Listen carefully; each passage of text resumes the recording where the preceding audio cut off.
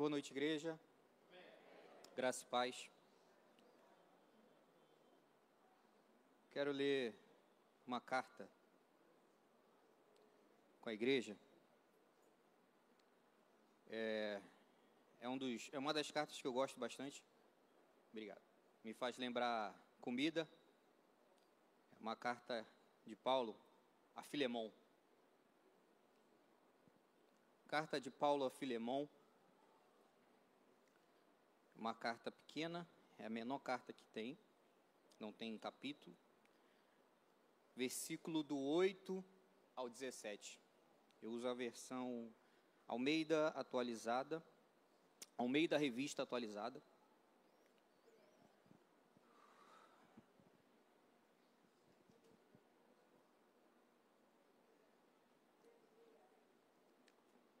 Versículo 8.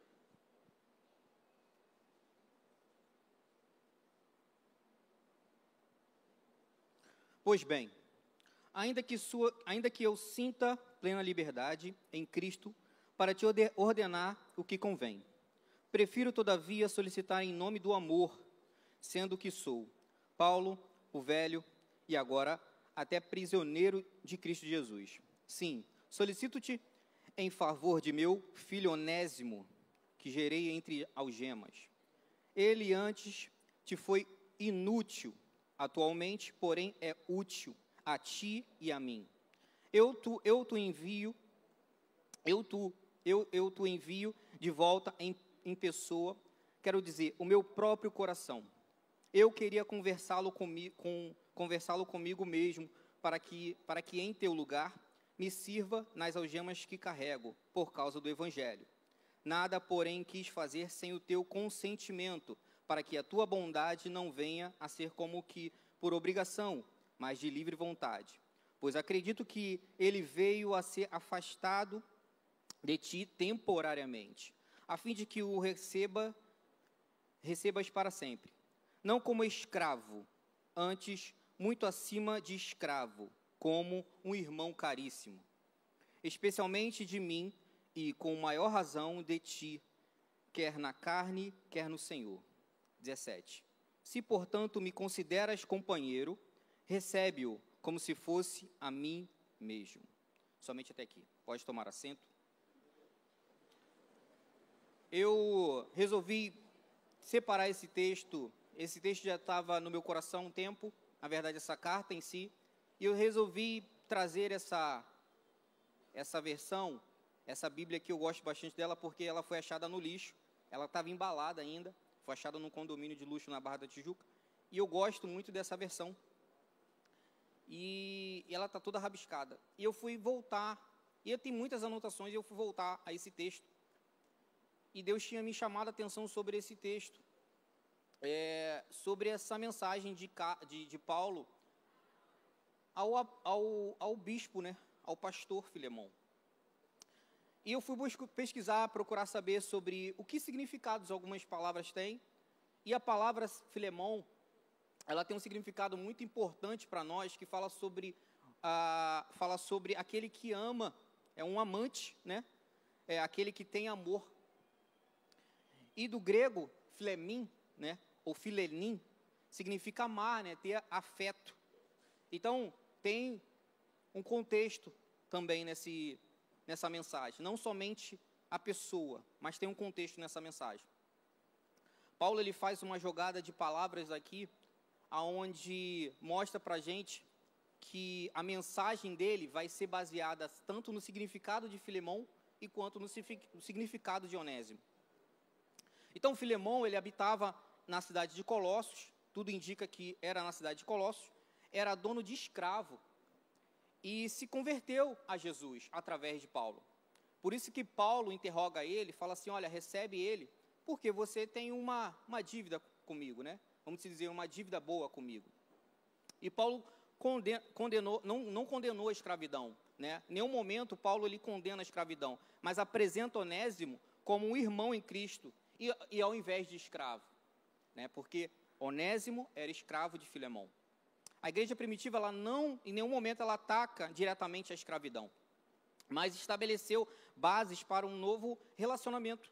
entre proprietário e escravo.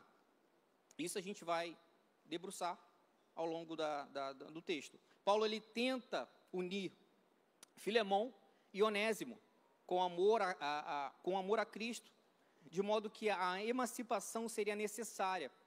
Somente após a exposição à luz do Evangelho, que a instituição escravidão poderia morrer. Então, em nenhum momento ele poderia quebrar, porque isso era uma lei. Então, Paulo ele não tinha poder de quebrar essa lei. E, repetindo aqui o texto, no versículo 18, diz assim, se algum dano te fez, ou se te deve alguma coisa, lança tudo em minha conta. E eu, Paulo, de próprio punho o escrevo, eu pagarei para não te alegar que também tu me deves até a ti mesmo. Então, Paulo, ele manda essa carta para Filemão, dizendo assim, olha, Filemão, vou te mandar ele de volta, e tudo que ele te deve, cobra de mim. Tudo que ele te deve, cobra de mim.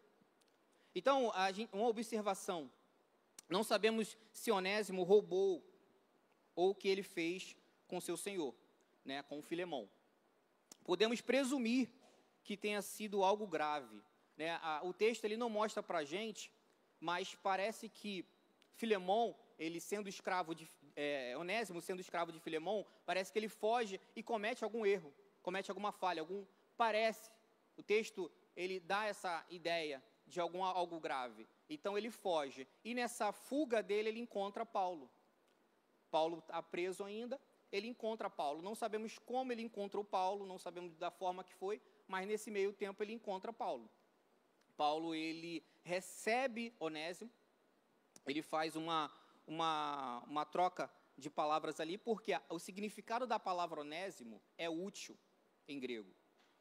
Então ele repete o seguinte, no versículo 11, ele antes te foi inútil, atualmente, porém, é útil a ti e a mim. Então, tudo presume que Onésimo encontra Paulo na prisão, e Paulo cuida de Onésimo, gerando como filho, e depois, tratando e cuidando, Paulo o envia novamente a Filemão, não como um escravo inútil, mas como amigo útil. Amém? Todos acompanhando?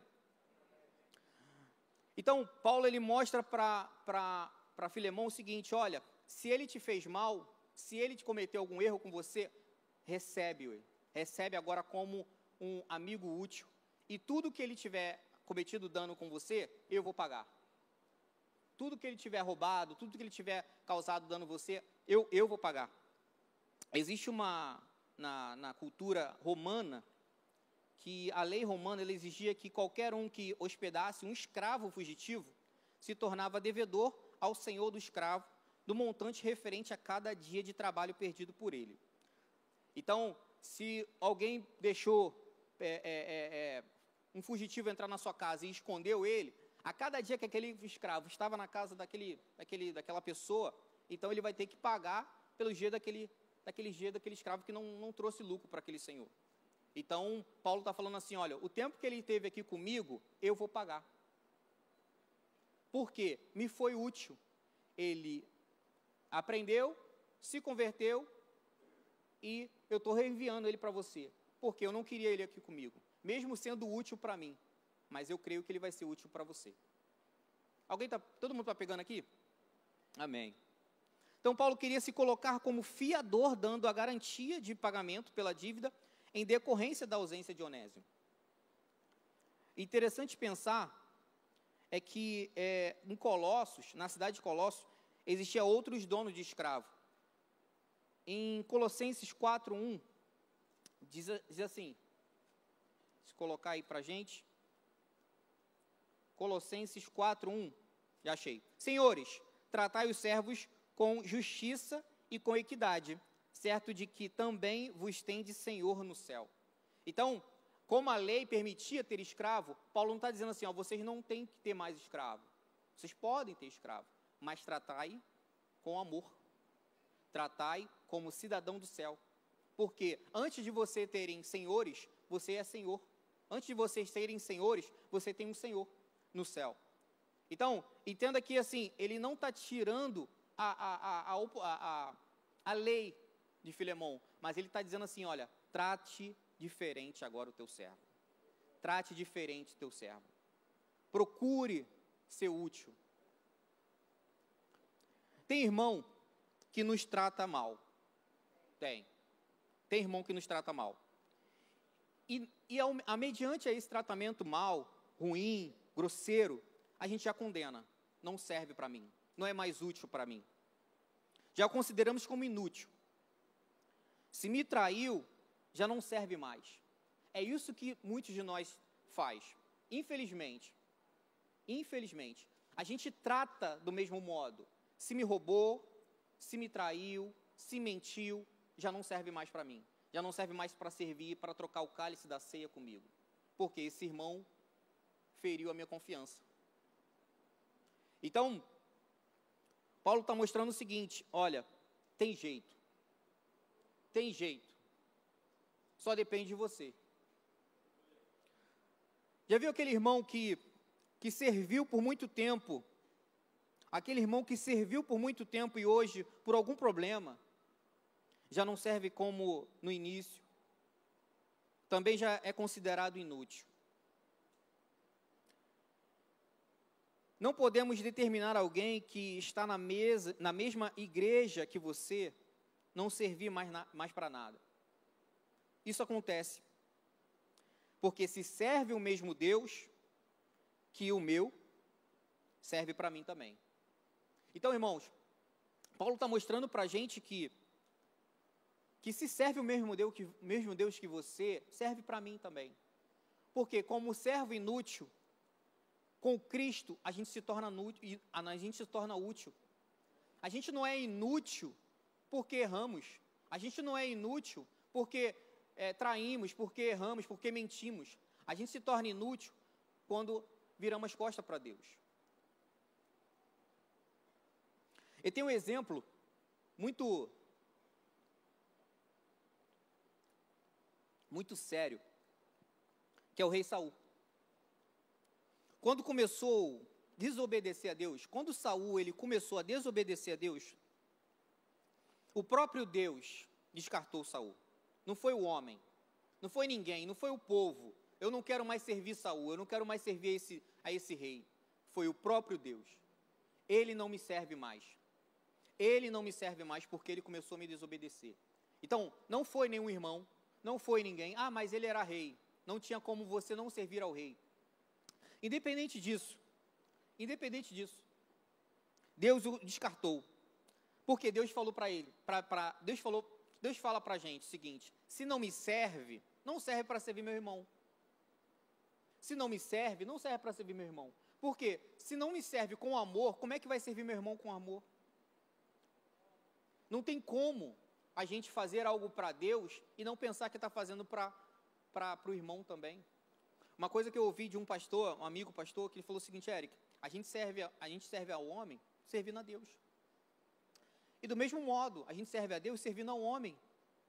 Então você não tem como sair para entregar um alimento, não tem como você sair para entregar uma roupa, fazer bem a alguém, sem antes você amar a Deus.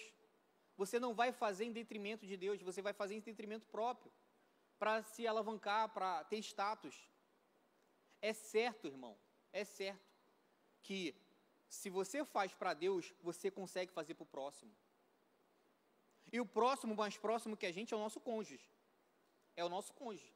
Se você não ama o seu cônjuge, você não tem como amar nenhum irmão. Você não tem como amar seu filho, não tem como amar ninguém, se você não ama a pessoa que dorme do seu lado. Eu aprendi isso convivendo. Por quê? Mesmo com as indiferenças, porque a gente sabe muito bem que casamento é uma renúncia. Casamento é uma troca de culturas. Então, se você não consegue conviver com a pessoa que está contigo, que dorme do seu lado, você não consegue conviver com nenhum irmão. Você não consegue você não consegue nem falar com o irmão, ó, desse jeito aí está errado. Você está fazendo de uma forma errada. Vamos caminhar junto, vamos servir junto. Não tem como. Então, o casamento, ele dá a nós um exemplo de como você vai servir ao seu irmão. É renúncia, todos os dias. Olha, eu tenho agora 2 crianças em casa, né? Uma tem 5 anos e a outra tem 2 meses. E a gente está para trazer ela para apresentar, estava tomando as últimas vacinas. E agora lá em casa só tem mulher, né? Tirando a mim, só tem mulher. Então, hoje mesmo eu fui tomar banho para vir. E aí eu olhei assim, falei, cara, mas que tanto cabelo é esse, cara? Tem cabelo na pia, tem cabelo no box, tem cabelo... Falei, caramba, e lavou isso ontem. Não, ela falou, Eric, é normal. Falei, normal? Ou vocês estão com algum problema de hormonal que está caindo cabelo para tudo quanto é lugar, cara. É muito cabelo, é muito pote de creme, é muita reclamação. Assim, aí eu parei, eu falei, pô, Mariana, eu estou parando de reclamar. Falei, por quê? Porque eu acho que eu estou ficando velho, porque eu reclamando de vocês aqui toda hora. E a Sofia, ela tem 5 anos e ela quer chamar atenção. Quer chamar atenção. E eu tenho que olhar para ela e entender que ela é útil para a família. Olhar para ela você é útil para a família. Você é importante para a família. Eu preciso dizer para ela que ela é importante. Eu falo para ela assim, Sofia, olha só, precisamos de você. Como assim, papai? Precisamos de você. Você não é menos importante que a sua irmã. Aqui, a nossa casa precisa de você. Ela precisa se sentir útil. Então, ela ajuda. Eu coloco ela para ajudar. Ela quer ajudar. E quando eu digo assim, você não pode fazer isso, você não pode fazer aquilo, eu estou dizendo para ela que ela é inútil, que ela não serve. Olha o exemplo que Deus coloca, olha a oportunidade que Deus coloca de ser um bom servo, de servir melhor, dentro da nossa própria casa. E, irmão, de testemunho, essa palavra veio para mim, e quando eu recebi o convite, eu falei, caramba, era aquilo que eu já queria falar, né? E essa mensagem, ela fala muito sobre um ponto que a gente pratica menos, pouco pratica, que é o perdão. Porque eu tive uma acalorada discussão, vamos dizer assim, um debate com o irmão, sobre um assunto que eu tinha postado, e aí ele comentou, aí eu não gostei, aí eu comentei, e fui pouco ríspido também, ele também respondeu, e eu falei assim, aí depois eu, achando que estava rei da razão, aí, é assim que Deus quebra a gente, né? Aí ele foi, aí morreu o assunto, deixei para lá. Não houve perdão, não houve pedido de desculpa, não houve nada. E aí quando eu recebi esse convite, aí eu fui começando a escrever, e eu sentindo algo estranho em mim. Eu falei, poxa, se o que eu estou escrevendo é para a igreja, eu sou a igreja também. E eu comecei a sentir algo estranho, eu falei assim, caramba, quando eu terminei, eu fechei a Bíblia, orei, quando eu terminei, eu falei assim, isso é para mim. Isso primeiro é para mim. Eu cheguei para o irmão, mandei mensagem para ele, falei assim, cara, me perdoe. Lembra daquele dia? Aí grifei a mensagem, aconteceu isso. Eu estou vindo até você porque eu quero te perdoar e eu quero te pedir perdão também. Fui rude, fui assim. Ele, poxa, irmão, que surpresa, está perdoado. Irmão, eu fui tomar banho, eu nem vi mais cabelo, mano. Eu nem reparei nos cabelos. Sabe por quê? Porque não posso subir aqui e não viver o que eu estou pregando. Eu não posso. É sério, gente. É muito sério. Eu não posso. Essa mensagem, essa carta de Paulo a Filemão, ela fala de um termo grego chamado koinonia. Eu até anotei para não errar. Koinonia. E o termo dessa palavra em grego é comum, aquilo que é comum ou aquilo que é compartilhado. Aquilo que é comum entre a gente e aquilo que é compartilhado entre a gente.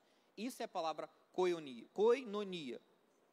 Então ela se refere à comunhão, refere uma profunda união e participação entre os cristãos com Deus. Não é apenas uma associação ou companhia, é mais do que isso, envolve compartilhamento de vida, experiência e propósito. É isso que a igreja precisa viver. É isso que a igreja precisa viver. Ou seja, aquilo que me faz sofrer é preciso ser compartilhado com meu irmão ou com alguém. E se meu irmão luta, ou lutou e venceu alguma coisa, eu acredito que ele possa me ajudar a vencer e a lutar contra alguma coisa também. Então, a sua luta é a minha luta, e a minha luta é a sua luta. Você repare que Onésimo, ele foi procurar Paulo, acredito eu que ele já tem ouvido falar de Paulo, porque Paulo foi a pessoa ao qual o Filemão, ele se converteu, e tudo indica que Filemão, ele tinha uma igreja dentro da casa dele, porque o texto fala sobre isso, a carta fala sobre isso, então acredito que ele seja o pastor daquela igreja. Então, com certeza, a pessoa que fez bem a você, você comenta sobre ela, né? É comum isso. Então, acredito que Onésimo, ele foi buscar Paulo, porque Paulo foi o agente de Deus na vida de Filemão. Então, acredito que Paulo, ele vai me ajudar a me safar dessa enrascada. Então, Onésimo, ele poderia ter sido, quando ele encontra Paulo, sim, ele poderia ter sido um agente de Deus também, e ele ouve o evangelho através de Paulo, ele se converte. Tudo indica que ele se converte através de Paulo, conforme essas visitas na prisão. Então, ouvindo sobre Cristo, Onésimo também se converte. Por isso que Paulo fala assim, antes um servo inútil, agora um servo útil. Porque começou a servir ao Senhor. Começou a servir a Cristo Jesus. Em Atos 2,42, ele fala sobre isso. Ele descreve os primeiros cristãos que perseveraram na doutrina, na comunhão, no partir do pão e nas orações. Olha a referência aí de koinonia. Em 1 Coríntios 10,16, ele fala sobre a participação da ceia do Senhor. A gente lê isso aqui. Onde os cristãos compartilhavam do corpo e do sangue de Cristo Jesus. Em 1 carta de João 1, 3 e 7, destaca que a comunhão com Deus implica em andar na luz e praticar a verdade, além de ter comunhão com os outros cristãos. O retorno de Onésimo era a oportunidade de mostrar o verdadeiro perdão e de pôr em prática o mandamento de amar o próximo como a ti mesmo. Então Paulo, ele falou assim, olha, você serve para mim. Você se converteu ao evangelho, você hoje serve para mim. Está caminhando, você está andando, você está querendo, você está buscando. Então você serve para mim, serve para o serviço do evangelho aqui para mim. Mas eu não quero você aqui comigo. Você tem que voltar. Eu preciso que você volte para Filemão, para o seu Senhor. Não como escravo, mas como um amigo útil. Paulo escreve a carta a Filemão. Tudo indica também que no mesmo período, ou no mesmo dia, ou na mesma semana, ele escreve a mesma carta para Colossos, para a igreja de Colossos. E ele envia Onésimo para Filemão. Ou seja, quem vai entregar a carta para Filemão é Onésimo, o servo inútil. Que coragem, mas com um coração cheio de Jesus. Eu não sou mais um servo inútil, eu não sou mais um escravo inútil, agora eu sou um escravo útil. Agora eu quero servir com utilidade ao Senhor. E ele entrega assim, ó, Onésimo, Paulo escreveu para você. E Onésimo lê. E conforme a palavra, e conforme essa carta é escrita, parece que ela é escrita e lida à igreja. Então, ele torna aquilo público e com testemunha. Então, não tem como ele fugir de não perdoar também Onésimo. Tinha a possibilidade de ser perdoado, mesmo ter cometido algum crime, mesmo ter cometido algum erro. E isso mostra para a gente uma verdade, que mesmo nós, cometendo erro, cometendo falha, cometendo pecado, assim, a gente pode continuar sendo um servo útil. A gente pode continuar servindo ao Senhor. A gente pode, sim, receber o perdão do Senhor. Nós, de uma forma, assim, nós como Onésimos, como servo útil, escravizado pelo pecado, errantes, perdidos, como sentença de condenação sobre nossas cabeças, mas agora fomos encontrados, libertos e perdoados por Cristo Jesus. Então você não é mais vítima. Você hoje não é mais vítima. Você é filho útil de Cristo. Põe isso no seu coração, irmãos. É uma verdade que a gente precisa colocar no nosso coração, é que a gente é útil. Quando era criança, eu recebi uma palavra, não era crente, eu recebi uma palavra de uma tia. Eu tinha um primo que ele foi criado junto comigo. E para muitas crianças, hoje a gente tem alguns diagnósticos. Mas naquele tempo, era uma ignorância muito grande. Então, eu tinha uma dificuldade de raciocínio, de entender. Então, algumas coisas eu tinha uma dificuldade de aprender rápido. Eu tive um primo que ele entendia muito rápido as coisas, ele não estudava para nada. E eu tinha que me esforçar, até hoje, eu tenho que me esforçar muito. Então, eu não me considero uma pessoa inteligente, mas eu me considero uma pessoa esforçada. Então, quando eu aprendo, assim, eu não esqueço mais, porque eu aprendi, mas por esforço. Então, eu tive um primo que ele era muito inteligente, não estudava, e uma vez em casa, uma tia minha falou assim, tinha uns 11 anos, 10, 11 anos, uns 11, 12. Aí ela chegou para mim, fulano aprende rápido, fulano é inteligente, fulano vai ser empresário, vai ser advogado, vai ser engenheiro, o que ele quiser ele vai ser. Fulano é inteligente. Agora, o Eric vai ser, olha aqui, não entende nada. Olha aqui, mãe, não entende nada. Ele, olha a dificuldade, isso aí. Passou-se o tempo. Assim, a gente deveria ter um botão na nossa cabeça, assim, de esquecer algumas coisas, né? Deixar para lá. Mas acho que Deus criou isso em nós, esses sentimentos, para que a gente possa voltar à memória e perdoar. Voltar a esse tempo e perdoar essas pessoas. E foi assim que eu fiz. Perdoei. Porque se eu não perdoar, eu não caminho. Se eu não perdoar, eu estava ainda naquela palavra. Hoje, não é me gabando, mas hoje, essa pessoa, esse primo, ele não se sabe quantos filhos ele teve aí por aí, mas não se para num relacionamento, serve a outros senhores, se batizou numa outra fé, e serve a esses senhores. Não se tem notícia, não sabe como ele vive, e assim, eu muito me orgulho de mim, porque mesmo sendo pobre, mesmo sendo escravo de Cristo, tenho tudo. Olha o que o presbítero Adilson falou, que a gente serve a um Deus que provém, cara.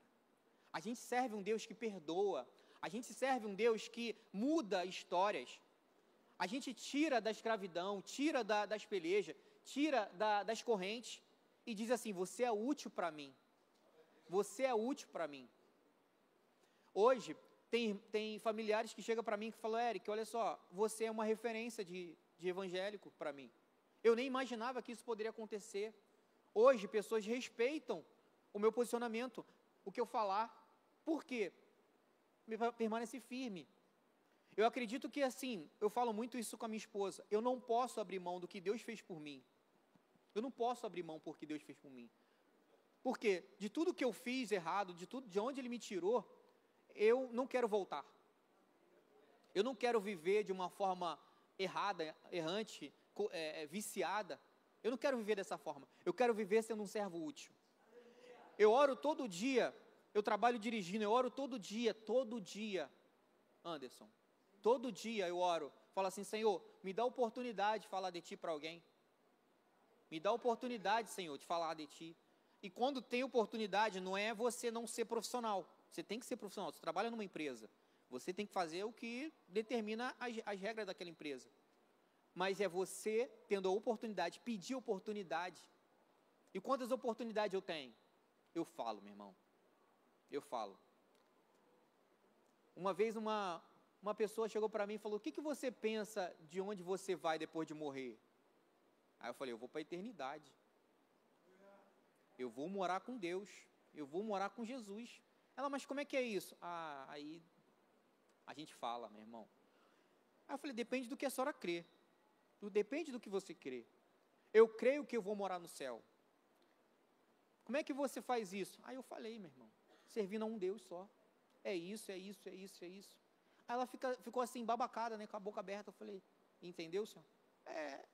Caramba, obrigado aí. Meu irmão, é isso. É ser um servo útil. Não inútil, mas útil ao Evangelho. Olha como Onésimo, mesmo sendo um escravo que cometeu erros, cometeu falhas com seu Senhor, ainda assim era útil. Ainda assim Deus resgatou ele da inutilidade, resgatou ele da mediocridade, da prisão.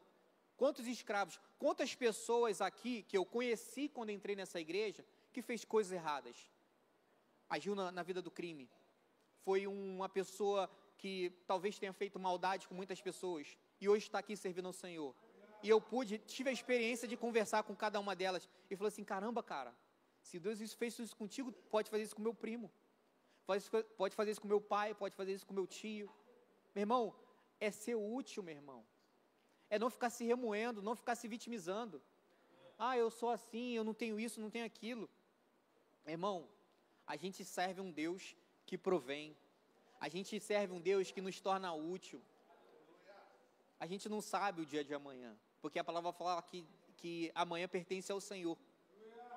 Mas olha o que essa palavra quer mostrar para a gente, é que ser igual a Filemão, ser um homem amoroso, afetuoso, pode tornar qualquer um útil, pode tornar um escravo útil, pode mostrar que o seu irmão tem sim servidão na casa do Senhor, em qualquer lugar, pai.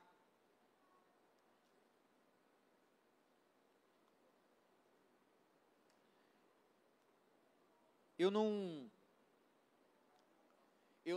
assim, estava nervoso para trazer essa mensagem, porque eu primeiro precisava, a gente precisa se consertar para estar aqui. A gente precisa estar, vamos dizer, consertado, né? A gente precisa estar de forma correta para estar no altar do Senhor. Porque se eu não tivesse, acho que eu nem tinha levantado da cadeira. Se eu não tivesse.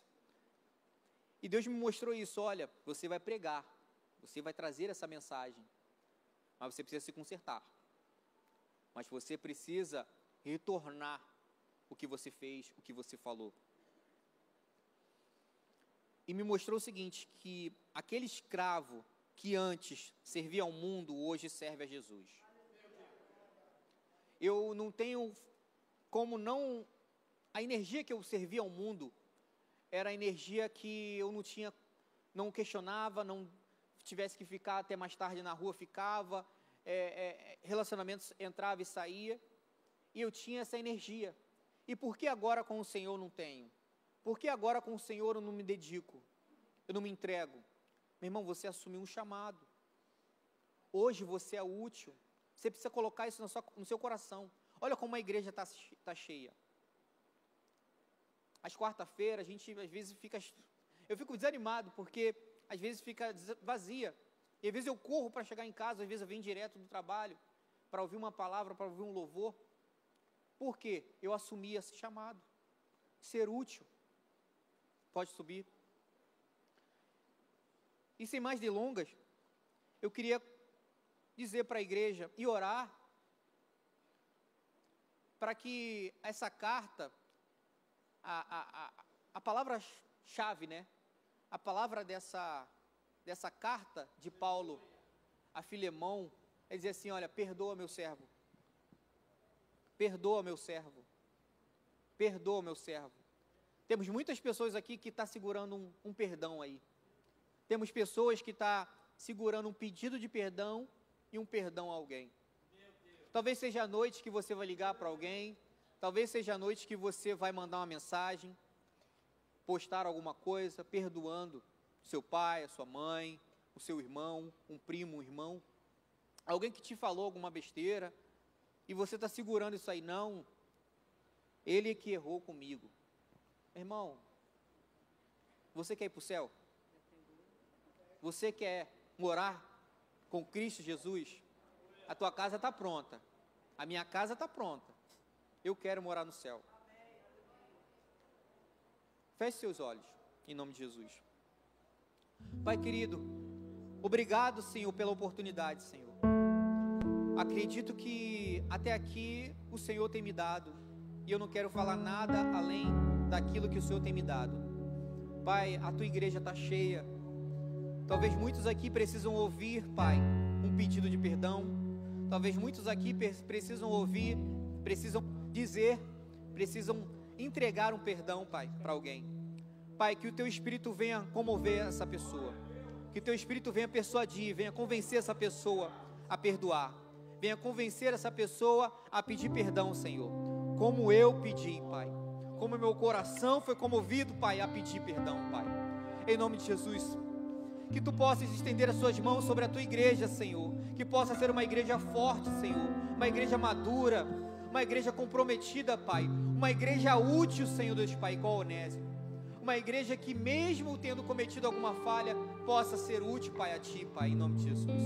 Pai, perdoa, Pai, não permita que venhamos dormir, não permita que venhamos colocar a nossa cabeça sobre o travesseiro e não perdoar, e não pedir perdão, Senhor. Senhor, venha tocar no coração dos Teus filhos em nome de Jesus nessa hora. Venha trazer cura, Senhor Deus, Pai, restauração de vida.